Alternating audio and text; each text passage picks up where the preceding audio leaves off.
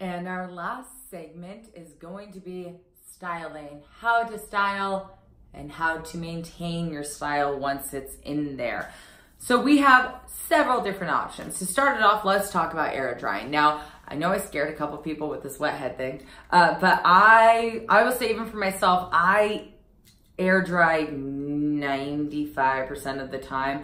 I'm not one for manually drying my hair either with a blow dryer or anything like that.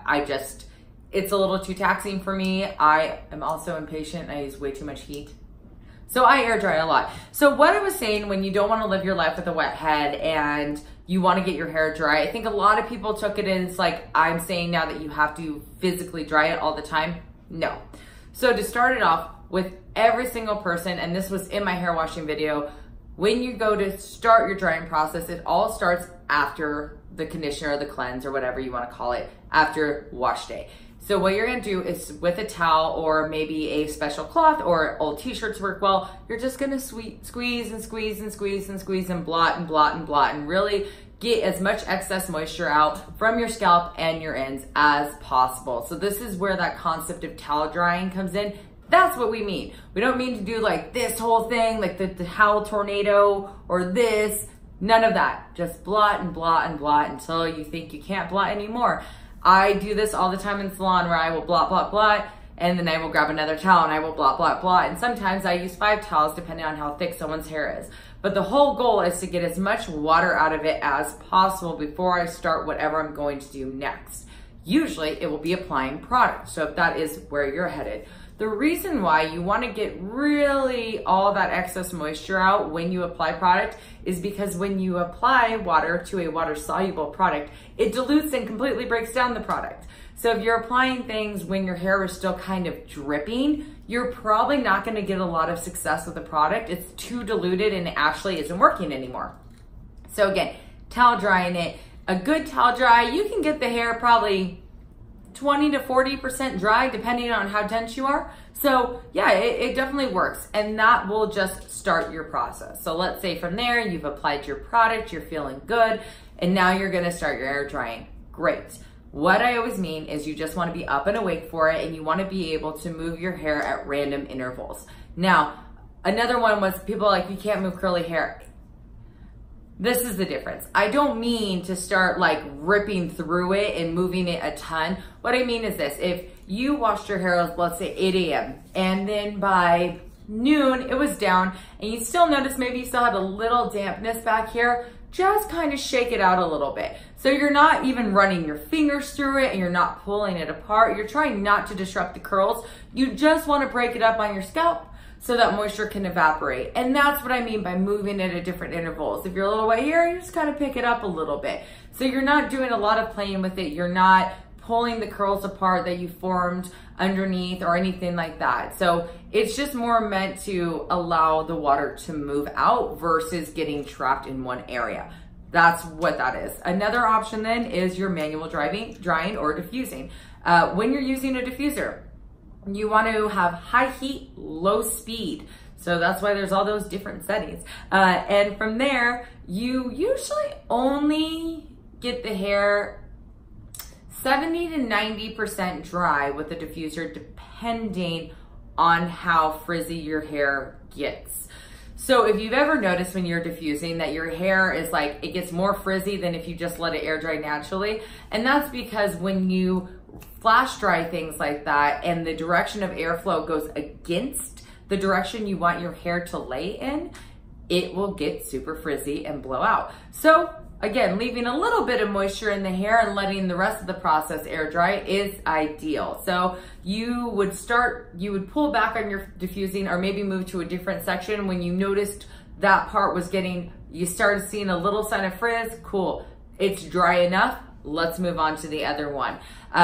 It's not everyone's favorite practice. A lot of times if they're gonna diffuse, they like to be 100% dry, but it's not as practical. So I don't always recommend you doing that. Actually in the salon as well, I explain to my curly girls that we diffuse instead of blow out. Hey, I'm gonna leave some moisture in your hair. This is why. I'm not cheating you of your time. I'm not doing this, I'm not doing that. But that way it doesn't cause unnecessary frizz or roughness. And usually everyone's pretty happy about it. The other thing, when you are heating your hair, that little cold shot button sets it. So hot hair sculpts, cold hair stays. So what you want to do is once you hit that point where you feel like it's good, go ahead, hit it with that cold shot for a minute, let that sit, and then you can go ahead and drop it. Because if you have it hot and you have it scrunched up here and it's still warm when you bring it down, a lot of the hydrogen bonds are still like, they're not set yet. So they just fall out. And as a result, sometimes people don't get the type of curl they want when they diffuse. They feel that it's an inferior technique. Again, if you prefer to air dry over diffusing, absolutely, please, there's nothing wrong with that. But sometimes it's a little too chilly to do that outside, or you really just want your hair dry or to start the drying process and you want to go out the door. So that's something to work with. With that too, if you have, let's say, day 2 hair, and you notice there's a couple spots that are just a little bit frazzled, you can actually kind of just mist them with water. I talked about this a little earlier, but let's revisit this. You can mist things with water, reactivate the product, and re-scrunch it. Another option is taking a couple pieces that aren't really curling the way that you want them to and just doing a wraparound with a curling iron for a couple minutes. So again, it's just like a 5-minute touch-up. You're not going through the entire head and recurling every piece. You're just like, oh, right here I want some, and right here. And you just recurl those pieces, shake them out into the hair, and you're good to go. Like I was saying earlier, something else I said is you don't have to keep shampooing product out of your hair. A strong rinse will work, a rinse conditioner will work. You can restyle things with water. They now make restyling mists. We have them from Oribe, L'Oreal, I think Kenra makes one. So there are some brands that are starting to come out with products specifically formulated for you to wear your product more than one day. So that's always an option. Let's see, what else can you, preserving. I talk about this a lot. Silk, satin, or sateen pillowcases, or a cap. The reason why you want to use silk, satin, or sateen pillowcases is because they're real slippery. And as a result, when your head's on them, it doesn't cause all that friction. When you reduce that friction, you end up having less frizziness overall, and your curls stay intact because they're not getting dried out. If you're a weirdo like me, who doesn't sleep with a pillow, I hate them. I just like want a blanket up, sleep on that. I wear a cap. And so a cap is a really good alternative for that. So if you're someone who's like, I love my pillowcases, I'm not changing them, get a sleeping cap instead. You can find them at Sally's. They're really easy to find. And that will save your hair because it'll stop the amount of friction that's getting put upon it. And then for my people who like to get their hair straight and they like to wear it down or maybe with some movement and things like that, when you're blow drying, always make sure that you're blow drying in sections. Of course, we know that one, right? Another thing is when you apply your product, apply it, brush through it with a wide tooth comb, right? And then drop down to a brush and then drop down to a smaller comb. And I do this because really the whole name of the game when you're blowing out someone who's got curl or texture is to pull it down. So you just want to add some tension without it being too tight. And then from there, work in small sections. The big thing to note when you're blow drying your own hair or anyone's hair for that matter, if you decide to be adventurous, your direction of airflow.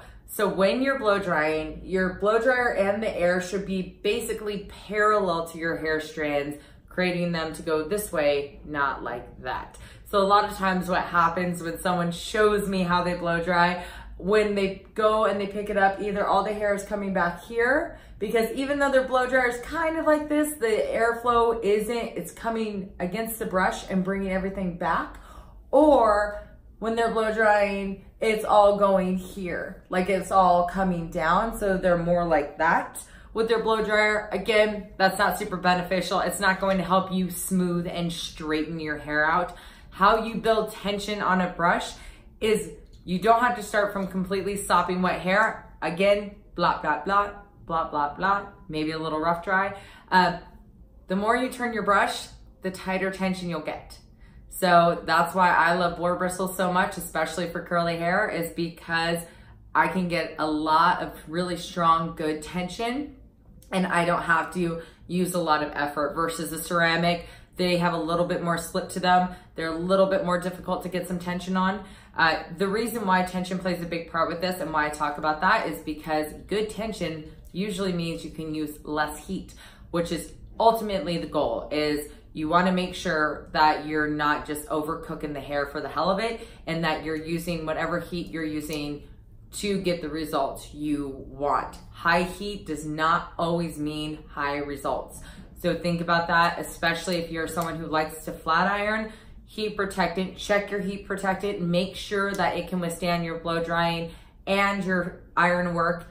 Or like if you like to curl afterwards, make sure that you don't have to reapply it in the middle and all of that. And then just be mindful of that. A lot of times what you'll see is products have what's considered a low smoke point. And if you see steam or kind of that smoke feel come off on the hair, that's to be expected with most any product, because as it's mixing with water and it's evaporating, it's just not regular old water. It's now got product in it, so it looks a little thicker. How you know you've gone too far? If you smell burnt hair. If you even smell even a whiff of it, you've pushed something too far. If you think that you're not sure if your irons are too hot, turn them on, leave the bathroom for about 15 minutes and come back. If you can smell your iron, it's probably too hot. And I think anyone who does this completely knows what I'm talking about right now. I yell at my stylist all the time in the salon. I will be walking through and I'm like, dude, how high is that? Like, what are you doing? So if you can smell the iron, flat iron or curling iron, it's probably too hot and you need to pull back on that. Aside from that, it's just a lot of practice. I think a lot of people have actually done a really good job trying to get their hair smooth. When it comes down to the situation of the back, the easiest way I have found is to just split it in half, and then back here, pull your tension from the center and just work it in 2 sections if you can, and just really focus at the root, get all the moisture out of the root, and then go ahead and just like get to the ends. The ends usually dry a lot faster and they smooth out, usually decently, as long as they haven't been cooked. So those are some tips for you on how to control or tame a curl if you're doing a blow dry or maybe a flat iron.